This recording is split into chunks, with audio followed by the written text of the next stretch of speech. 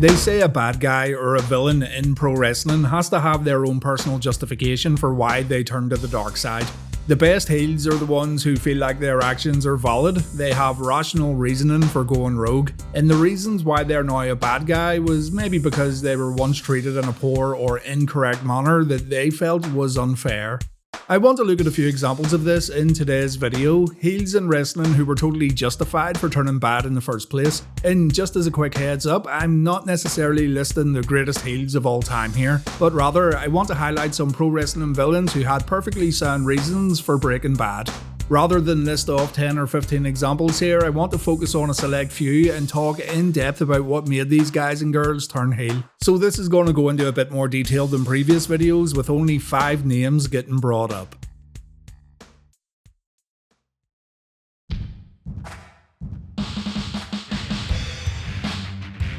This one's fresh in my mind due to covering it on Reliving the War. Stephanie isn't what anyone would call a great, good, or even average in-ring performer. That's really not what Stephanie brings to the table, even though she's been featured inside the ring as a competitor a total of 24 times. No, Stephanie McMahon was an authority figure on TV, but she was also able to garner a lot of heat no matter what era she performed in. Sure, she was also a babyface authority figure too, and she led the charge on SmackDown during a time when the Blue brand was a fantastic show to watch, but to me, Stephanie was always better as a villain. When we first saw Stephanie on WWF TV on a full-time basis, she was simply Mr. McMahon's sweet little daughter. Her protective dad wanted to make sure no harm ever came to her, and honestly, she was rather bland.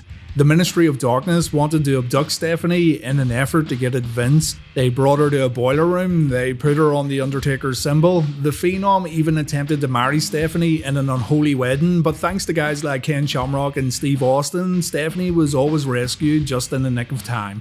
Turns out that Vince McMahon was behind these abductions all along. When Vince announced he was the greater power, it was made clear that McMahon would use his own family just to get the upper hand in his feud against Stone Cold.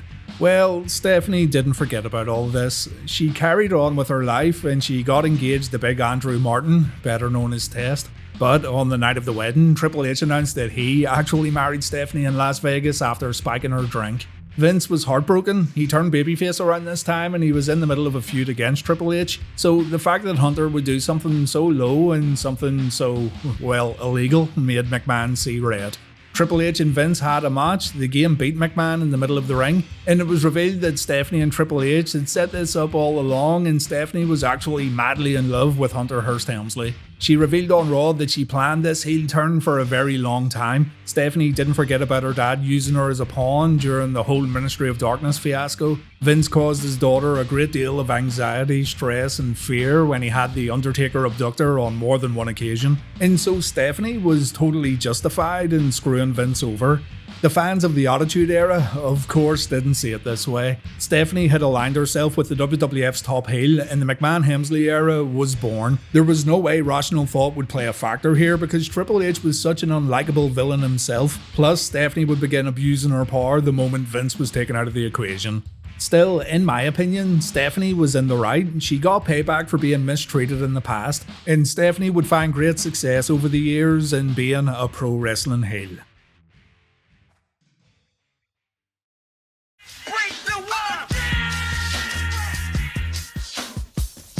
Chris Jericho had flipped from babyface to heel quite a few times, but he was more than justified for turning heel in 2008. Fans were excited when Chris came back after a long break. The Save Us promos went down a treat, and Jericho was kinda put under a microscope as he began having matches again. Though something just wasn't clicking. If you go back and watch these matches yourself, you'll see that Chris wasn't exactly fitting in all that well, but the moment he turned heel, he began one of the greatest runs of his career.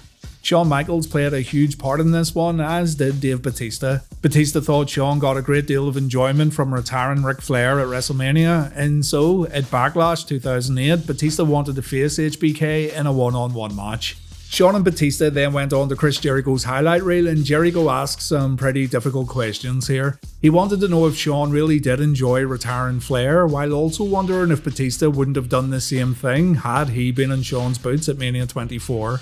Both HBK and Batista were put on the spot by Jericho, but Chris was just doing his job as a host while trying to get a better understanding of what both men were thinking. Batista had a surprise for Shawn though. He already spoke with the SmackDown GM Vicky Guerrero, and Raw GM William Regal confirmed that a match between the two would definitely take place at Backlash.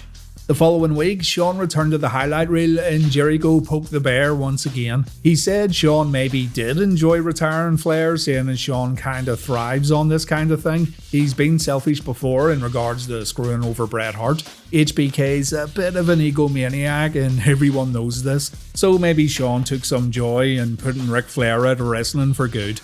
With this in mind, Jericho also said Batista was being a little irrational. No doubt Batista disliked Shawn, and this maybe goes beyond his relationship with Flair, but Dave's maybe going a bit too far with his assumptions. Shawn won't say a word, he won't talk to Chris at all, and when Chris wonders if HBK was maybe the guy who suggested Flair's retirement to Vince McMahon in the first place, Y2J takes a super kick. Jericho then goes to Regal, wanting to get put in the Batista vs Michaels match at Backlash. Regal instead makes Jericho the special referee, and at the pay-per-view, Shawn feigned a knee injury in order to get a win over Batista. The match was completely stopped when Michaels went down. Jericho kept Batista away from Shawn while trying to work out what to do next. HBK then delivered sweet chin music out of nowhere, and Shawn won via pinfall. Michaels didn't reveal that he faked the injury after the match. Instead, Jericho helped him out of the ring and back up through the entrance curtain. And then, the next night on Raw, Jericho wanted to present Shawn with an award for his masterful acting. Jericho said, "It's fine, Chris understands this game better than anyone and Shawn should be happy that he fooled Batista at Backlash, but HBK was in no rush to accept this award." The pair would then team up on Raw. Shawn still kept the act up, which did make Chris think that Shawn was maybe telling the truth. So the next week, on the 12th of May 2008, Chris apologised. He said he was sorry for not believing Shawn. But then HBK admitted to feigning the injury. He faked it all along and he pulled the wool over Jericho's eyes. Shawn said he was sorry for what he did, but the whole thing was made up. Chris didn't believe Shawn. He thought HBK was still working him, so to prove he was absolutely fine, HBK hit Jericho with another super kick before leaving the ring. Basically, Shawn had played Jericho for a fool, and as you can see, Y2J would have been completely in the right to turn on Michaels for all the lies he told. As a matter of fact, Shawn could have easily turned heel here, but the fans loved him too much. Shawn would beat Chris Jericho in a match at Judgment Day. The two shook hands after the bout. HBK then finished up some business with Dave Batista, and then, on the 9th of June episode of Raw, Jericho completed his heel turn. Once again on the highlight reel, Chris said Shawn was a liar. He lied to Batista, he lied to Chris himself, and he lied to all these fans regarding his injury. Shawn said he made it clear he'd do whatever he needed to do to beat Batista, but Jericho won't let it go. He said Shawn got cheered more than ever when he superkicked him a few weeks back. No matter what bad or evil thing Shawn does, the fans will still love him. Jericho got booed for trying to do the right thing and for telling the truth, and Shawn is nothing more than a lying, pathetic little worm of a human being. Jericho then attacked HBK, Michaels got thrown into the Jeritron 5000, and the feud of the year was then truly underway. Jericho was right in everything he said. Shawn did lie through his teeth. The fans did favour a liar like Michaels over Chris Jericho, while Chris was only trying to expose Shawn for what he really was. And so Y2J was totally justified in turning to the dark side, seeing as the fans just flat out refused to boo Shawn Michaels. A fantastic heel turn here though, a great slow burner that rewarded viewers for paying attention.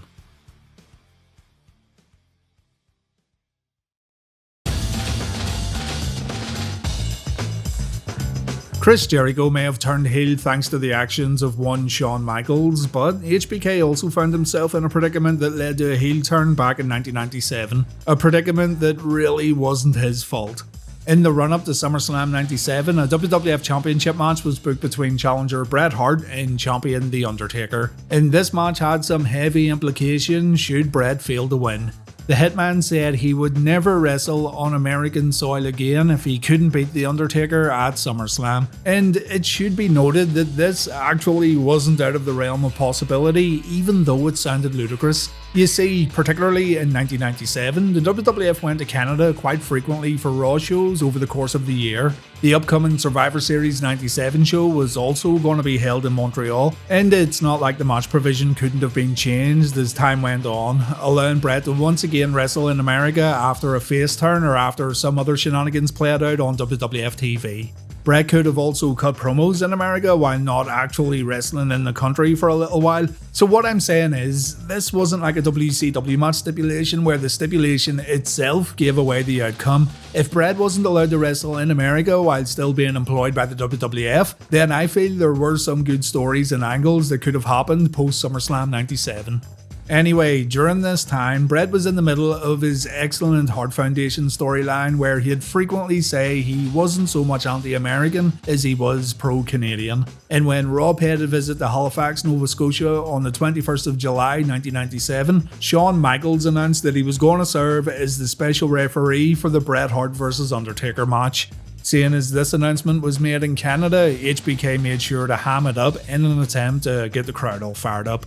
You have to remember too that Bret was a hero practically everywhere else in the world but America, and this meant, generally speaking, Shawn was seen as the bad guy when the WWF took their shows across the border, but this is par for the course really. At his core, Shawn was still a babyface in America, and therefore he was mainly presented as a babyface on TV.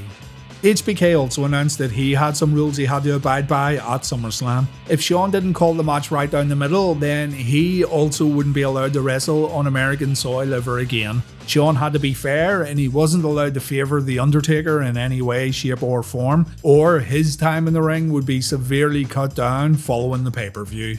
These stipulations caused a lot of intrigue heading into SummerSlam, and I've always maintained that the WWF couldn't have written a better finish for Bret vs Taker. To this day, it's still my favourite match finish of all time. HBK noticed a chair in the ring, a chair that Bret used on The Undertaker, and Shawn rightfully confronted Bret about the chair he found inside the ropes. Bret waved it off like it was nothing, the hitman went right back to attacking The Undertaker, but HBK wanted to do what's right and he wanted to be a fair referee as promised. So he confronted Bret again, wanting to know why the chair was in the ring. Bret looked at Shawn, he said "fuck you" before spitting in Shawn's face, and so HBK did what anyone would do in this type of situation, he swung the chair. The only problem was Bret ducked out of the way and Shawn ended up hitting Taker right on the head. And when Bret covered the champion, Shawn had no choice but to count the pinfall. If HBK wanted to keep his career in America, he had to award the WWF Championship to his arch nemesis Bret Hart. The key here is that a grown man cursed Shawn out while spitting in his face in public. Imagine it's all real and this happened to you. I mean, what would you do?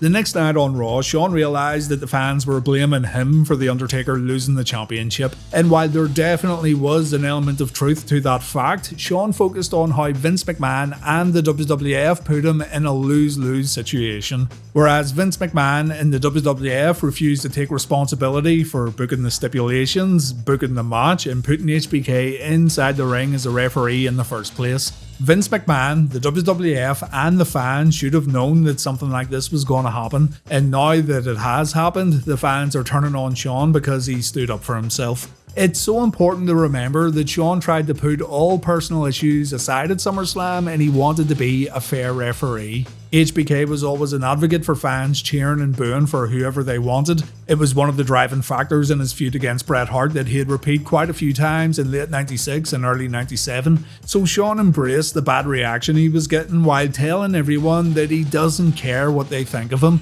He was put in a bad spot, he still called the match right down the middle, he had someone curse him out and spit in his face live on TV, and if Shawn was going down for this one, he was going to take everyone with him while going out in a blaze of glory.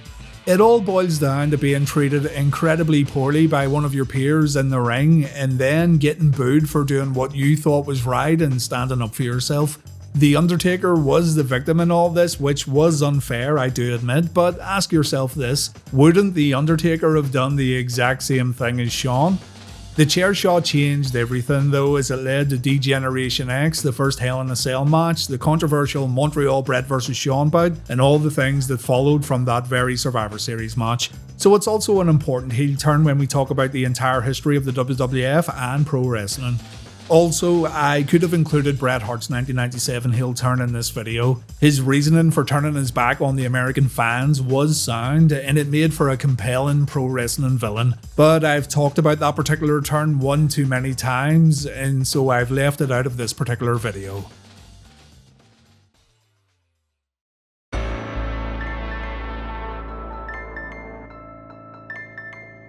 The Megapowers breaking up may have caused a lot of heartache for young WWF fans across the globe, but let me tell you something, brother. Randy Savage was totally in the right, and the evidence was right there for everyone to see. Hogan and Macho teaming up was more than a dream team. Two of the biggest pro wrestling babyfaces coming together to rid the WWF of all evildoers was the stuff dreams were made of, especially for younger fans. But throw a beautiful lady into the mix and a guy who might be just a little paranoid at times, and you've got a recipe for disaster. Now, for sure, Savage was a little paranoid when it came to Miss Elizabeth, and he had a tendency to be a bit overprotective. But Hulk Hogan gave Savage every right to be paranoid. As a matter of fact, a lesser man would have attacked Hogan much sooner. Hogan and Savage's relationship began all the way back on the October 3rd, 1987 edition of Saturday Night's Main Event. Miss Elizabeth ran to Hulk Hogan when Savage was in a bit of trouble, and the Hulkster helped Macho out. Throughout the months that followed, the two would have each other's backs, with Hulk even being there when Macho won the WWF Championship at Mania 4. But the two wouldn't have their televised debut match as a tag team until SummerSlam 88. Here, the boys took on the Mega Bucks, Ted DiBiase and Andre the Giant. And after the Megapowers won the match, Randy noticed Hogan getting a bit too close to Elizabeth, a bit too touchy-feely for Macho's liking. Still, it was played off subtly. The commentators made no mention of what was going on because, in their eyes, Hogan could do no wrong. The Hulkster really was just a friend, but maybe Macho wasn't seeing it that way. The next month at Survivor Series, the same thing happened again. And seeing as this was the second time it happened, Savage began getting really paranoid. Hulk Hogan was getting way too friendly with Miss Elizabeth, and it didn't help that Hogan had started asking Liz to be his valet for singles matches. The Hulkster put Liz in danger by doing this, and Savage, rightfully so, showed more concern for Elizabeth than what he did for Hulk Hogan. Hogan messed up, he couldn't keep Savage's valet safe, and as far as Randy saw it, that no good Hulk Hogan had lust in his eyes for Miss Elizabeth. This wasn't the only problem, however. The Hulkster accidentally eliminated Savage from the 1989 Royal Rumble. So you tell me, brother, what would you do in this type of situation? The way Randy saw things, it was impossible to put all these incidents down as nothing more than coincidental. And remember, the Macho Man was the WWF champion. What better way to get into the champion's head than to mess with his woman, cost him matches, and then act like the champ's the one who isn't thinking straight? Think about this, and I know it would never have happened, but indulge me for a moment. If Hogan actually turned heel at the culmination of the Megapowers storyline, it would have made perfect sense. Like, imagine if Hogan cut a promo after beating Savage at Mania where he fully admitted to playing Macho and Liz all along just so he could win the WWF Championship. It would have been something we'd still talk about today for sure, but I'm getting off track. The Megapowers broke up on the second main event show on NBC. Liz got knocked out, Hogan carried her away from the ring to get medical attention while leaving Macho all on his own to fight Akeem and the Big Boss Man. Liz told Hulk to go back to the ring and help out Macho. He returned to his corner only for Randy to smack him across the face because he totally deserved it, and Macho left the ring to let Hogan deal with Akeem and Boss Man all on his own. Hogan still won the match, of course, and when Hulk went backstage, he was confronted by Macho. Savage said Hogan was trying to steal Liz away from him. Hogan said he wasn't. But Randy was tired of being the third wheel in this whole Megapowers deal, and he was tired of dealing with one coincidence after another. And so he attacked Hulk while Liz screamed her head off. The two would then move forward with the build-up towards Mania 5. Savage would show some exaggerated footage of how Hogan lusted after Elizabeth while Hogan showed proof that there was nothing going on. Liz was stuck in between both men and no one knew who she was going to support at Mania, but in the end she'd be in a neutral corner. During the match, she got way too involved when trying to help both men out, so she was sent to the backstage area while Savage and Hogan continued their match. And in the end, Hogan reigned supreme by capturing the WWF Championship from Macho Man Randy Savage.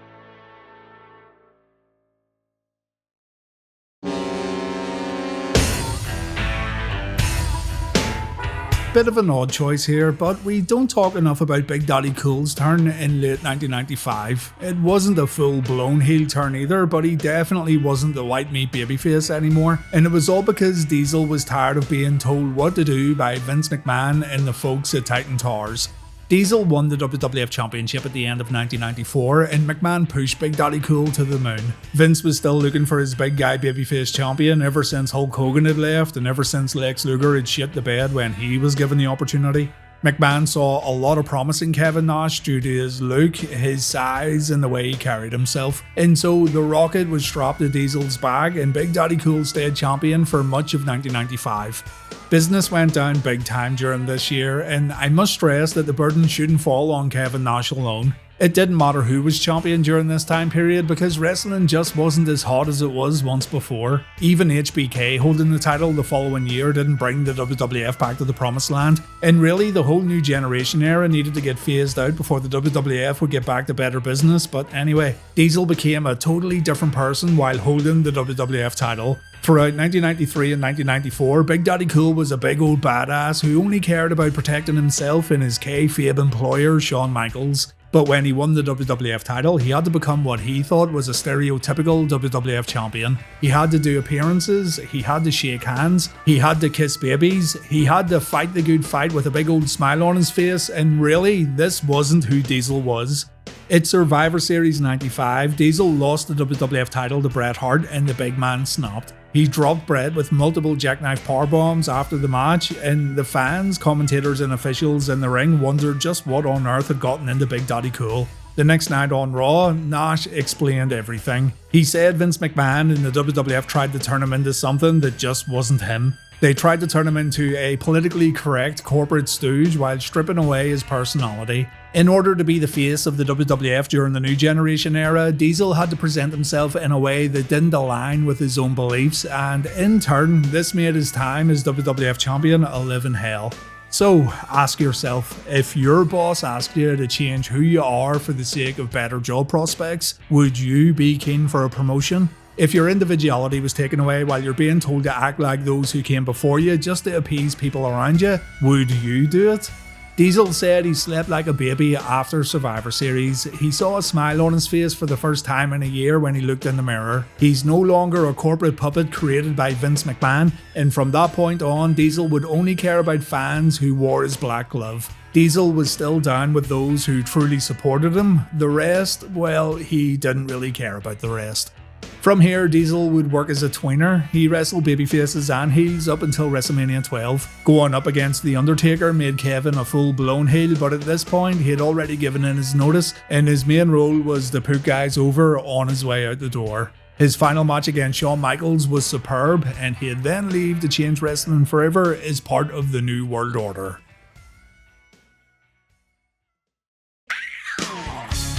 Well, that's 5 turns in pro wrestling where I feel the guys and girls were totally in the right for turning their backs on the fans. I know you'll have way more examples to share, and as always, I'd like you guys to share your thoughts in the comment section.